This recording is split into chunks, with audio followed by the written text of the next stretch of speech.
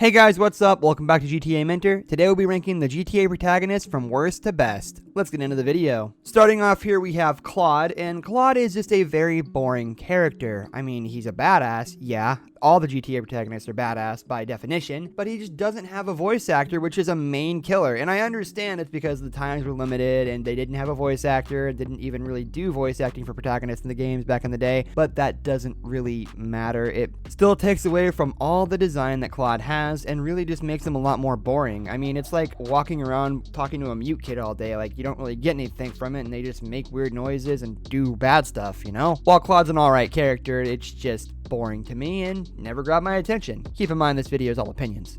This one will be a shocker to most of you, but I've got Trevor up next. Now, I want you guys to realize something. Trevor is nothing really crazy special. Sure, his character is kind of unique in the way it's a crazy meth head, but if you look at all the other crazy meth heads we've seen in GTA, he's just a big amalgamation of them. He's funny, he's a crazy psychopath with special abilities, and he's got a past with the other characters in GTA 5. Okay, cool. He's pretty boring at the baseline. He's got no family. He runs his own business where he sells drugs. Wow, who would have thought of that? That's completely innovative, Trevor. Good job. Trevor is just not as much of an in-depth character as people like to make him out to be, and today I'll call him out on it. Trevor, not that great, but still a good character nonetheless. And don't worry, I'm not just going to hate on Trevor from GTA 5. We've got Michael on the list next. Michael is a family man who is really on a redemption arc the entire game through GTA 5, trying to make his family not hate him, trying to gain the trust of Franklin, and, you know, maybe try to reconcile with Trevor a little bit, because, you know, deep down he does feel bad about what happened in North Yankton. But as far as I'm concerned, Michael is, still a boring guy. I want to make a movie with my life. Nice, dude. You're in 2013 in this game. Nobody wants to see a movie that's based off the 1940s. Congratulations, Michael. You have picked a bad hobby to follow with your life and also ruin that hobby at the same time.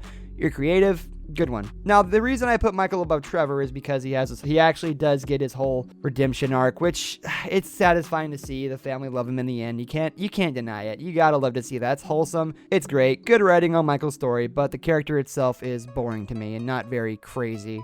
Next up, we've got Tommy from GTA Vice City, and Tommy is your typical run-of-the-mill, oh, my friends are all dead, I'm gonna join a crime gang, oh, everybody's evil, I'm gonna take over, I'm now the crime gang boss. Oh, you betrayed me? You're dead. Screw you. That's literally Tommy's whole story. At the start of Vice City, we see Tommy's friends get murdered, and then he goes on this whole giant quest to find out who did it, and in the end, becomes a big boy crime boss leader, taking out multiple mafia members and even a lot of the Godfathers. So that's how we get the story of Tommy and his grand legacy. I would honestly be okay with seeing Tommy in GTA 6 as like a crime boss mafia leader, but if he doesn't appear, he's still a pretty solid mid-tier character for GTA protagonist. Keep in mind, all these characters are great, it's just the way that they're listed is based on, you know, a couple of factors. One of those factors is definitely family matters and friends and betrayal, and CJ walks in all those. Loyal to the end to his family and his gang, and gets betrayed by his most close gang members in Ryder and Big Smoke. CJ has a crazy good story. He's crazy tough, he's crazy loyal, and he's all around a good and interesting character.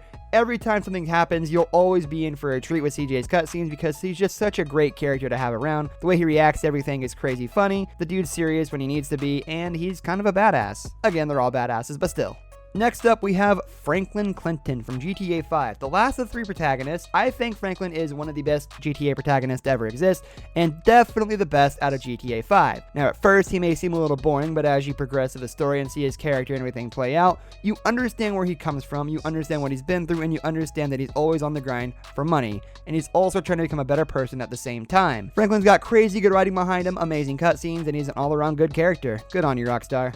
And last but certainly not least, we have the most amazing character for GTA protagonist-wise, Niko Bellic. Niko came to America for the American dream with his cousin Roman, but ended up getting the American nightmare, bailing Roman out of multiple scenarios where he would have lost his life, and also just being an all-around great help to everyone he's met, except for the ones that he killed. Didn't really help those guys out. But nonetheless, as you progress through GTA 4, you learn more and more about Niko's past, and even see how he reacts to certain scenarios based off his past. It's kind of crazy, and the executions that Niko does puts him on the top of this list just alone. But to be fair, he kind of has a good supporting arc, seeing as how GTA 4 is one of the best games to ever release ever, so it's a little bit biased.